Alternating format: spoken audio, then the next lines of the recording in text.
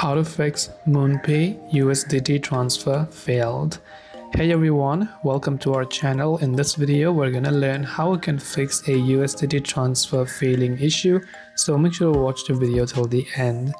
Now to fix a failed USDT transfer, you need to match the network. So ensure the USDT network on Moonpay matches your destination wallet exactly, like Ethereum for ERC20 or TRON for TRC20. The second is confirm that you hold enough native cryptocurrency like Ethereum or TRX or SOL in the sending wallet to pay for the blockchain network transaction fees. Double check that the recipient wallet address matches the proper format for that specific blockchain, and hopefully a couple of these may have helped you solve the problem. If you have got any further questions, do feel free to leave them down below. As always, thank you for watching till the very end and see you soon in our next video.